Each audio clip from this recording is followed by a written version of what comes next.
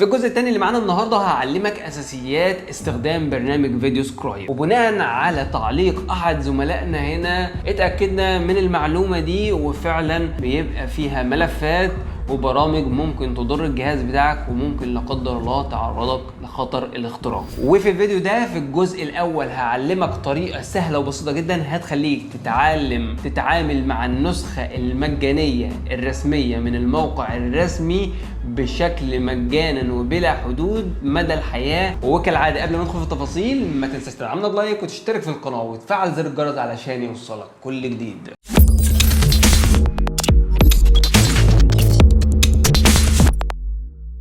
قبل ما نبدا الفيديو، لو انت حابب تتعلم اساسيات استخدام السبوره البيضاء باستخدام 3 طرق مختلفه، 2 منهم باستخدام الكمبيوتر والطريقه الثالثه هعلمك استخدام السبوره البيضاء باستخدام الاندرويد بس ومن غير ما تحتاج للكمبيوتر نهائي. اولا يا جماعه في معلومه مهمه جدا جدا لازم الفت انتباهكم ليها، ان النسخه اللي معانا من الموقع الرسمي طبعا نسخه متحمله مجانا، فلازم هيكون في علامه مائيه. لكن لو انت حابب ان انت تحمل نسخة من غير العلامة المائية، يبقى هي النسخة اللي احنا شرحناها في الفيديو اللي فات، ولكن اي حد هيحملها هتبقى على مسؤوليته. علشان يا جماعة محدش يجي يقولي ان النسخة اللي انا رافعها من رابط خارجي وانت حملتها اثرت عندي على الجهاز او اتلفت اي حاجة داخل الجهاز بتاعي، لان اي حاجة انت بتحملها من رابط خارجي بتبقى على مسؤوليتك الشخصية. حتى لو انا مديك الرابط، انا مديك الاختيار ان انت تحملها او ما تحملهاش، الاختيار بيكون ليك. من خلال الرابط اللي هسيبهولك اسفل الفيديو في الوصف هيدخلك على رابط التدوين الخاصة بموضوعنا النهاردة. دلوقتي هنعمل ايه؟ هنتعلم ازاي نحمل التطبيق من الموقع الرسمي. كل اللي عليك هتضغط على كلمة تحميل تحت العنوان اللي بيقول التحميل من الموقع الرسمي.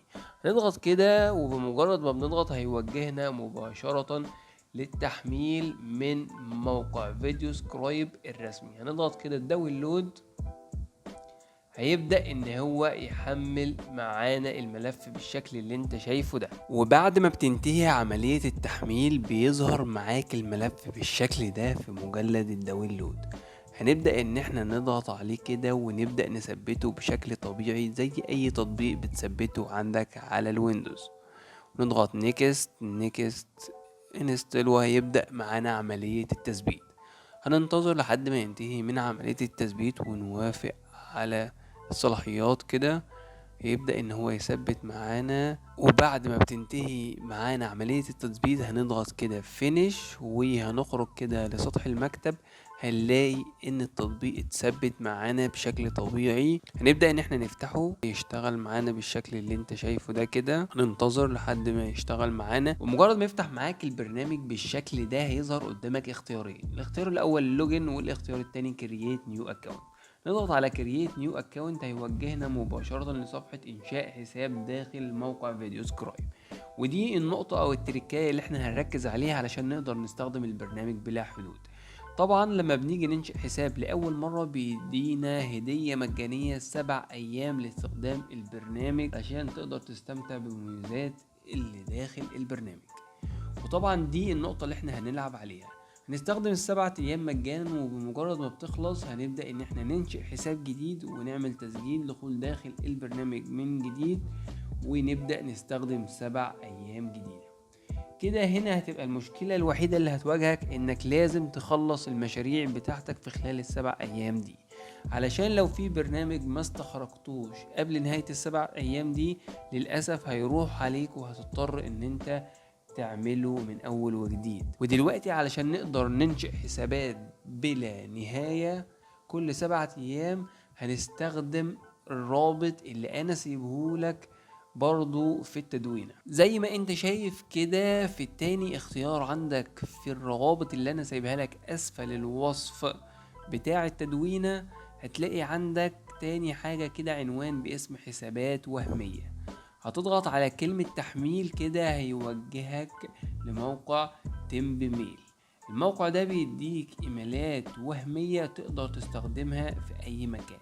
كل اللي عليك بس انك هتضغط نسخ، ولو انت عايز تختار ايميل مختلف هتضغط بس ريفريش. بعد ما نسخنا الايميل هنرجع تاني للموقع الرئيسي اللي احنا هنعمل عليه الحساب، وهنبدأ نكتب بس مثلا النيم واللاست نيم اي حاجة كده، وهتيجي طبعا تحط الايميل بتاعك هنا وهتبدأ تكتب اي باسورد، وبعد كده هتنزل توافق على السياسات بتاعة الموقع وهتضغط كرييت. بمجرد ما بتضغط كرييت بيبعت لك رسالة تأكيد على الايميل اللي انت اديتهوله. فهنرجع تاني على الموقع هنا كده وهنبدأ ننزل لتحت كده، وهيظهر معانا هنا الرسالة اللي الموقع بعتها له. بعد ما بتنتظر كده مش اكتر من دقيقة هتلاقي الرسالة ظهرت معاك بالشكل ده.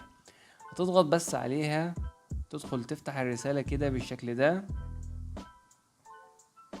وهتضغط على عنوان التفعيل ده. ومجرد ما بتضغط عليه كده هيبدأ ان هو يقولك ان خلاص الحساب بتاعك اتفعل. هنرجع تاني هنا كده للموقع وهنضغط كلمة لوجن، هيبدأ ان هو يدخلنا للصفحة دي. هنبدأ ان احنا نحط الحساب اللي احنا عملناه والباسورد، وهنضغط لوجن، وهنضغط فتح في فيديو سكرايب. هيبدأ ان هو نضغط كده هنا اجري ونضغط هنا علامة صح، وبكده يكون البرنامج يشتغل معانا. وفي الفقرة التانية دلوقتي هنتعلم اساسيات استخدام البرنامج والايقونات الاساسية داخل البرنامج، وازاي نبدأ نتعامل مع البرنامج. هو البرنامج سهل وبسيط، لكن وذكر فإن الذكرى تنفع المؤمنين. اول ما تفتح البرنامج لاول مره بعد تسجيل الدخول بيظهر معاك بالشكل اللي انت شايفه ده. كل اللي عليك علشان تبدا مشروع جديد هتضغط هنا كرييت ا نيو سكريبت. هتفتح معاك واجهه بالشكل اللي انت شايفه ده، بتختار المقاس اللي انت حابب تشتغل عليه وبتضغط كلمه كرييت بعد طبعا ما تكتب اسم المشروع اللي انت حابب تكتبه. تضغط كده كرييت هيفتح معاك واجهه بالشكل ده، واجهه بسيطه جدا وسهله جدا جدا. في الاعلى كده هنبدأ من فوق هنا، ده هيخرجك من المشروع، والعلامة اللي جنبها دي علشان تحفظ المشروع، والعلامة اللي بعدها لو انت عايز تحفظ المشروع في مجلد معين داخل الجهاز بتاعك. وهنا لو عايز تاخد جزء من المشروع قطع علشان تلزقه في مكان تاني، وهنا لو عايز تعمل كوبي، وهنا للبست، وهنا علشان ترجع خطوة للخلف لو انت عملت حاجة غلطت فيها مثلا وعايز ترجع عنها فبترجع بالسهم ده. ولو انت رجعت بالغلط اكتر من مرة مثلا وعايز ترجع تاني لنقطة لقدام كنت وقفت عندها بترجع بالسهم اللي بعده. وكده نكون خلصنا من الجزء الاول. ولو دخلت على الجزء التاني هتلاقي عندك برضو ايقونات سهلة وبسيطة. في الايقونة الاولى بتختار الموسيقى او الساوند اللي انت حابب تحطه على المشروع بتاعك، سواء بقى يكون عندك من الجهاز عايز ترفعه من هنا، او سواء عايز تحمله من على الانترنت، او سواء عايز تختار من النغمات الجاهزة اللي البرنامج موفرها لك. بتختار اللي انت حابه وتبدأ تشتغل عليه. وفي الخانة التانية طبعا دي خانة تسجيل الصوت لو انت حابب تسجل صوتك اثناء الشرح. وفي الخانة التالتة اللي معانا دي خانة الخلفية، ودي اللي بتظبط منها الخلفية بتاعتك سواء خلفية سادة او خلفية ورق مثلا كده، وسواء في هنا زي تظليل حوالين الحواف او لأ. وكمان لو انت حابب تغير لون الخلفية ذات نفسها ممكن تغيره لأي شكل انت عايزه، وتضغط علامة صح وهيبدأ ان هو يغير معاك كل الخلفيات وزي ما انت شايف كده، وبتبدأ تعدل وتظبط فيها زي ما انت حابب. وفي الاختيار اللي بعد كده دي الاختيار اللي انت بتختار منه طريقة الشرح سواء بإيد اليمين او الشمال او اي شكل انت حابب تحطه. مثلا ممكن تحط قلم، لو انت حابب تحط قلم ممكن مثلا نحط القلم الاصفر ده كده بحيث ان الشرح يكون بالقلم الاصفر، ونضغط كده علامة صح فكده الشرح هيكون بالقلم الاصفر. وطبعا زي ما قلت لك النسخة اللي معانا دي بتدعم اللغة العربية. وهنا طبعا ده لتسريع تشغيل الفيديو، وهنا ده للتشغيل، وهنا العلامة دي اهم حاجة علشان تستخرج منها المشروع بتاعك. بس احنا طبعا لسه ما عملناش اي حاجة، فما فيش اي حاجة تقدر تستخدمها داخل الخانة دي. وهنا طبعا دي شوية معلومات عن البرنامج. ولو نزلنا هنا تحت كده على اليمين هتلاقي 3 اختيارات عندك. في الاختيار الاول بتختار الصور اللي انت هتبدأ تحطها داخل المشروع بتاعك. مثلا نختار اي سهم مثلا من الاسهم دي، وليكن السهم الاول ده مثلا. هيبدأ ان هو يحطه عندك هنا بالشكل ده. هتبدأ ان انت تحطه في اي مكان انت حابب تحطه فيه، وتبدأ تصغره وتكبره زي ما انت حابب. وطبعا لو حبينا نجرب كده نشغل هنا كده، هيبدأ ان هو يرسم لنا السهم بالشكل اللي انت شايفه ده، ويبدأ يلونه. طبعا شايف انت سرعة الفيديو بطيئة ازاي؟ طبعا انت عايز تعدل مثلا على طريقة العرض وسرعة التشغيل والكلام ده. كل اللي عليك بس انك تحت هنا كده في الخانة اللي على اليسار هنا كده هتبدأ تضغط على السهم بتاعك اللي انت حطيته، وتبدأ ان انت تضغط على اول ايقونة عندك دي، ايقونة الاعدادات بتاعة الصورة اللي انت حطيتها. هتبدأ هنا ان انت تعدل كل حاجة، طبعا الالوان والحركة وسرعة التشغيل والوقت اللي بياخده عقبال ما بيرسم الصورة والكلام ده كله. موضوع سهل وبسيط جدا. وطبعا هنا بتعدل هنا برضو في شكل السهم بتاعنا واللون اللي حواليه واللون بتاعه. طبعا بتبدأ ان انت تعدل كل حاجة في الشكل بتاعنا. وطبعا هنا الشكل اللي هتبدأ ترسم بيه السهم برضو لو عايز تعدله من هنا بتقدر ان انت تعدله. وبعد كده بتضغط على علامة صح، يبدأ ان هو يفعل معاك اي اعدادات انت عملتها. يعني مثلا وليكن احنا هنقلل الوقت اللي هو بيرسم فيه بالشكل ده، نخليه مثلا ثانيتين بدل 8، ونضغط علامة صح فيبدأ ان هو يسرع لنا وقت رسم الشكل اللي معانا. ولو رجعنا ضغطنا عليها هنا تاني كده هتلاقي هنا مثلا عندك علامة القفل، علشان ما تقدرش ان انت تلعب في حجم الشكل ده وانت بتحركه، علشان ما تغلطش مثلا ويتغير في حجم الصورة.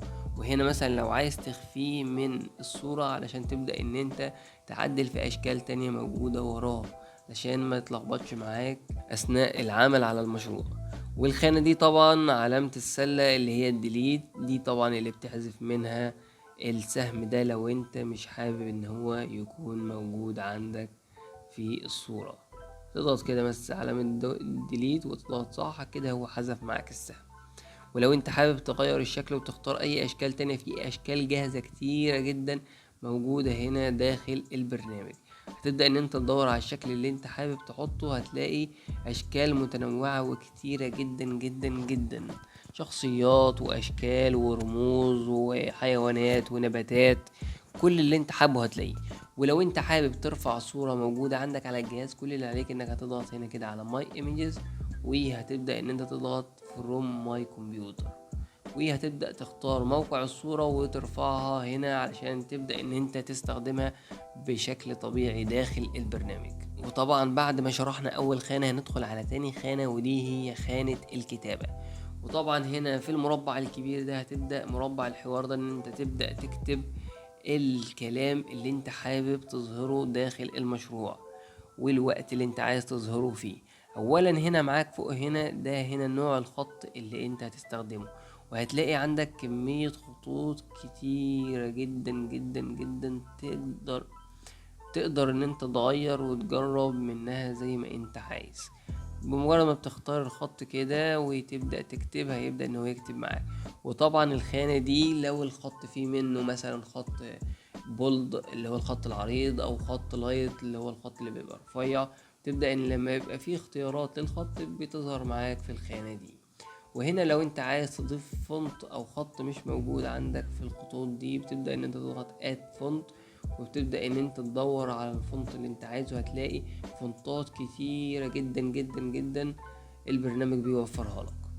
وتبدأ هنا في اخر 4 خانات معاك خانة اعدادات الفونت اللي انت هتكتبه. اولا طبعا اللون اللي انت تكتب بيه. هنا طبعا